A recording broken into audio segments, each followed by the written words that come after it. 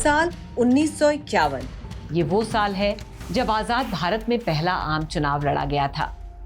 सरकार कांग्रेस की बनी थी और जवाहरलाल नेहरू भारत के पहले प्रधानमंत्री बने।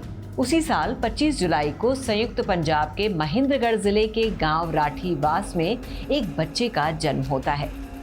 बच्चे के पिता जयराम शर्मा एक किसान थे और बच्चे का नाम रखा गया रामविलास शर्मा। गरीब परिवार से आने वाले शर्मा ने जैसे तैसे महेंद्रगढ़ डिग्री कॉलेज में पढ़ाई पूरी की। उसी दौरान वो राष्ट्रीय स्वयंसेवक संघ के प्रचारक राजेंद्र सिंह के संपर्क में आए और संघ की शाखा में जाने लगे। युवावस्था में ही रामविलास शर्मा रोहतक के संघ के प्रशिक्षण वर्ग में शामिल हो चुके थे, लेकिन पिता ने जिद की तो 15 जून 1970 को रामविलास घर लौट आए और माता पिता के कहने पर शादी कर ली। लेकिन अगले ही दिन वो फिर रोहतक पहुंच गए। कुछ समय बाद संघ की झंडेवाला शाखा की जिम्मेदारी संभालने के लिए रामविलास दिल्ली चले गए।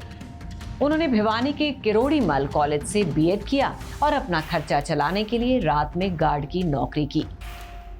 गुजरते वक्त और कड़ी मेहनत के चलते रामविलास शर्मा को कुरुक्षेत्र में प्रोफेसर की नौकरी मिल गई। 1974 का वक्त था जब देश में कांग्रेस की नीतियों से त्रस्त होकर जयप्रकाश नारायण आंदोलन कर रहे थे। रामविलास भी उनके आंदोलन में शामिल हो गए और वहीं उनकी मुलाकात हरियाणा में जनसंघ के वरिष्ठ नेता डॉक्टर मंगल सेन से हुई। मंगल सेन के कहने पर शर्मा ने उसी साल प्रोफेसर की नौकरी छोड़ दी और उनके साथ रोहतक वाली संघ की शाखा में आ गए। 25 जून 1975 को देश में इमरजेंसी लग गई। उस वक्त रामविलास शर्मा रोहतक में ही संघ का कामकाज देख रहे थे। नवंबर महीने में संघ की तरफ से 8 लोगों की टीम इमरजेंसी का विरोध करने सड़कों पर उतरी। रामविलास शर्मा भी उनमें से एक थे, लेकिन पुलिस ने सभी को गिरफ्तार कर लिया। एक इंटरव्यू में शर्मा खुद बताते हैं कि उस वक्त पुलिस ने उन्हें इतनी बुरी तरह पीटा था कि वो बेहोश हो गए थे। 4 घंटे बाद जब उन्हें होश आया तो उनके नाक, कान, मुंह से खून निकल रहा था। पूरे शरीर पर चोटों के निशान थे। इसके बाद भी उन्हें छोड़ा नहीं गया और 4 दिन के रिमांड पर झज्जर जेल में रखा गया। अगले महीने 4 दिसंबर को रामविलास को जज के सामने पेश किया गया और फिर अंबाला इंटरोगेशन सेंटर में रिमांड पर भेज दिया गया। रामविलास शर्मा उस खौफनाक मंजर को आज तक नहीं भूले हैं और उसे अपने जीवन का सबसे दर्दनाक दौर बताते हैं। शर्मा के मुताबिक उस दौरान उन्हें इस कदर टॉर्चर किया गया था कि वो लंबे समय तक रोहतक पीजीआई में भर्ती रहे थे। इलाज के बाद उन्हें फिर अंबाला जेल भेजा गया। 1977 में शर्मा को बिहार की गया जेल में शिफ्ट किया गया। अब आप ये जानकर हैरान होंगे कि 6.25 फीट के रामविलास शर्मा को गया की उस जेल में 5 फीट की कोठरी में रखा गया था। जिस जेल में शर्मा बंद थे, इमरजेंसी के दौरान लालू प्रसाद यादव को भी उसी जेल में रखा गया था। उसी दौरान लालू और रामविलास शर्मा की दोस्ती हुई थी। अब जानकार बताते हैं कि जब लालू यादव ने छपरा सीट से लोकसभा चुनाव लड़ा था, तब उनका नामांकन फॉर्म रामविलास शर्मा ने ही जेल में रहते हुए भरा था। उसके बाद 21 मार्च 1977 को रामविलास शर्मा को जेल से रिहा कर दिया गया। वो वापस हरियाणा आए और उसी साल अपना पहला चुनाव लड़ा, लेकिन हार गए। अब संघ से तो जुड़े ही हुए थे, लिहाजा 1982 में बीजेपी से टिकट मांगा और महेंद्रगढ़ सीट से चुनाव लड़ा। अपने दूसरे चुनाव में रामविलास शर्मा करीब 8000 वोटों से चुनाव जीत गए। उस वक्त बीजेपी का देवीलाल की पार्टी लोकदल के साथ गठबंधन था। उस चुनाव में बीजेपी को 6 सीटें मिली, जबकि लोकदल को 31 सीटें मिली। चौधरी देवीलाल ने राज्यपाल के सामने सरकार बनाने का दावा पेश किया, लेकिन राज्यपाल ने खेल कर दिया। उन्होंने तुरंत कांग्रेस के भजनलाल को मुख्यमंत्री पद की शपथ दिला दी। राज्यपाल की इस हरकत से तमतमाए देवीलाल ने तब राज्यपाल को तमाचा जड़ दिया था।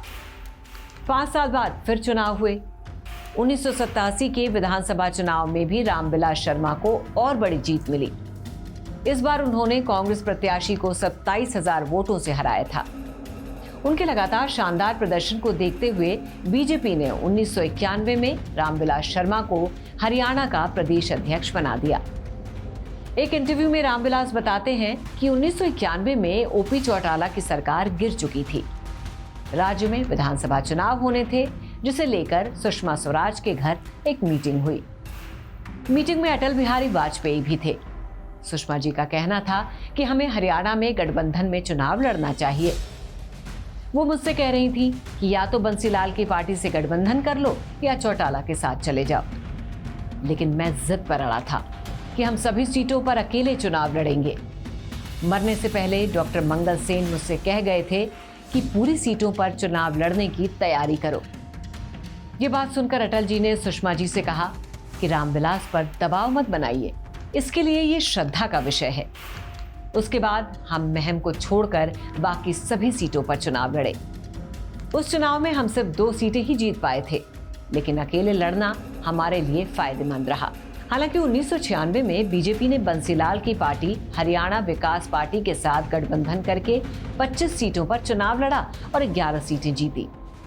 तब पहली बार रामविलास शर्मा शिक्षा मंत्री बने थे।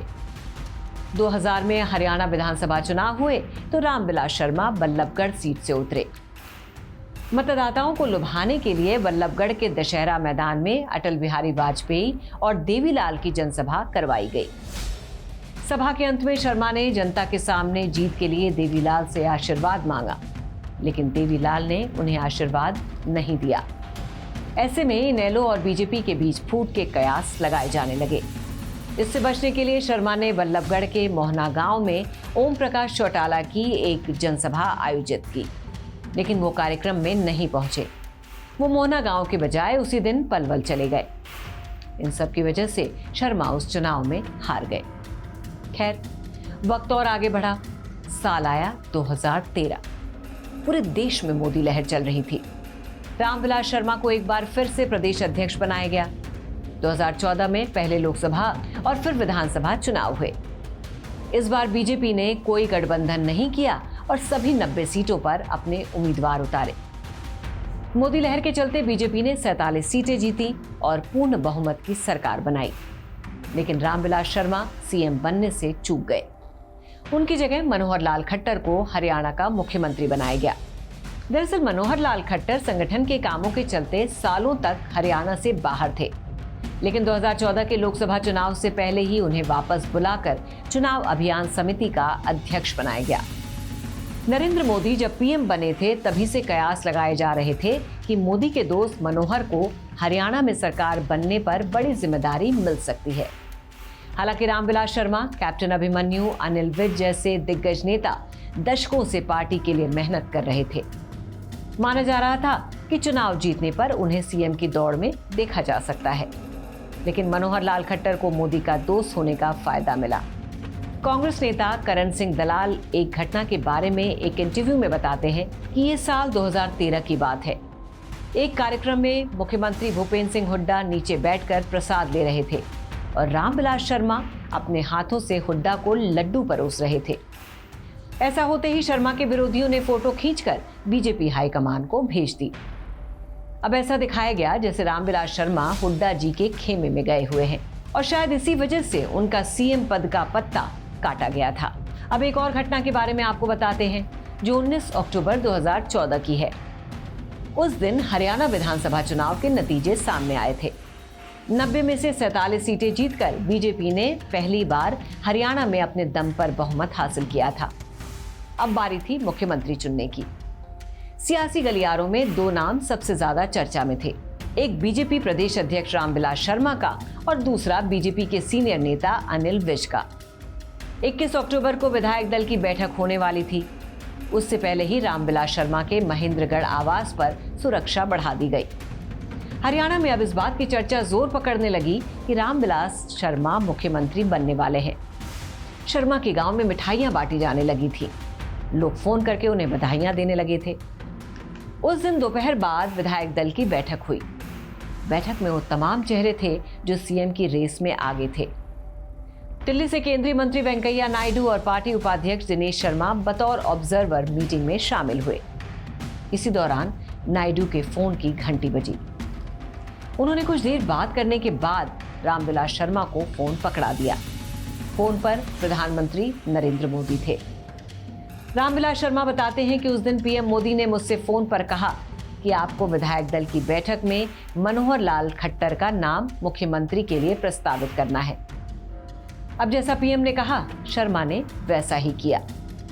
मनोहर लाल खट्टर के नाम पर विधायकों की मोहर लगी और इस तरह रामविलास शर्मा मुख्यमंत्री की कुर्सी के काफी करीब पहुंचकर भी उसे हासिल नहीं कर पाए। खैर, हरियाणा में पहली बार बीजेपी की सरकार बनी और मनोहर लाल खट्टर को मुख्यमंत्री बनाया गया। उनकी सरकार में रामविलास शर्मा को शिक्षा के साथ ट्रांसपोर्ट और खाद्य आपूर्ति मंत्रालय का कार्यभार सौंपा गया। करीब साल भर बाद कैबिनेट विस्तार हुआ तो 7 नए विधायकों को मंत्री बनाया गया और शर्मा जी से ट्रांसपोर्ट और खाद्य आपूर्ति विभाग लेकर कृष्णलाल पवार को दे दिया गया। इस बारे में जब रामविलास से पूछा गया तो उन्होंने कहा कि मैं तो शिक्षा विभाग भी छोड़ने के लिए तैयार था, लेकिन उन्हें कोई अच्छा ग्राहक ही नहीं मिला। इस बयान को साफ तौर पर हरियाणा सरकार के प्रति उनकी नाराजगी और सीएम ना बनाए जाने के उनके दर्द के तौर पर देखा गया। हालांकि बाद में उन्होंने सफाई देते हुए कहा कि मंत्रालयों के बंटवारे का पूरा अधिकार मुख्यमंत्री का है। उन्होंने विस्तार से पहले मुझसे बात की थी और फैसला मेरी सहमति से ही लिया गया था। 2019 में जैसे तैसे बीजेपी सरकार तो बनाने में कामयाब हुई, लेकिन रामविलास शर्मा महेंद्रगढ़ सीट से चुनाव हार गए और कैबिनेट से भी बाहर हो गए। अब सबसे बुरा तो ये रहा कि हरियाणा में बीजेपी की नींव रखने और उसे मजबूत करने वाले रामविलास शर्मा को इस बार हो रहे चुनाव में टिकट तक नहीं दिया गया। हालांकि इस बार तो उन्हें पूरी उम्मीद थी कि उन्हें पार्टी टिकट मिलकर ही रहेगा। इसीलिए 10 सितंबर 2024 के दिन रामविलास शर्मा ने महेंद्रगढ़ सीट से बिना किसी पार्टी सिंबल के नामांकन दाखिल कर दिया। उनके नामांकन में हरियाणा बीजेपी के सीनियर लीडर और केंद्रीय मंत्री राव इंद्रजीत सिंह, पूर्व मंत्री ओम प्रकाश यादव और सीताराम यादव जैसे दिग्गज भी पहुंचे थे। लेकिन अगले ही दिन उनके पांव से जमीन तब सरकी जब बीजेपी ने उम्मीदवारों की दूसरी लिस्ट में शर्मा का नाम काटकर महेंद्रगढ़ सीट से कंवर सिंह यादव को टिकट दे दिया। शर्मा का टिकट कटते ही ये चर्चा शुरू हो गई कि या तो वो निर्दलीय चुनाव लड़ेंगे या फिर किसी दूसरी पार्टी का दामन थाम सकते हैं। लेकिन तमाम अटकलों को विराम लगाते हुए 13 सितंबर को शर्मा अपने समर्थकों के बीच पहुंचे और फूट फूट कर रोने लगे। उस दिन रामविलास शर्मा ने कहा, अब मैं कोई चुनाव नहीं लड़ूंगा। मेरी जो भी जिंदगी अब बची है उसे मैं बीजेपी के झंडे के साथ ही गुजार दूंगा। और इस तरह से हरियाणा में बीजेपी का विस्तार करने वाले, हरियाणा में बीजेपी को घर घर तक पहुंचाने वाले रामविलास शर्मा अब बस अपने खुद के घर में सिमट कर रह गए हैं। श्रेष्ठ हरियाणा पर खबरों से जुड़े रहने के लिए चैनल को लाइक और सब्सक्राइब जरूर करें। बेल आइकन दबाएं और देखते रहें श्रेष्ठ हरियाणा।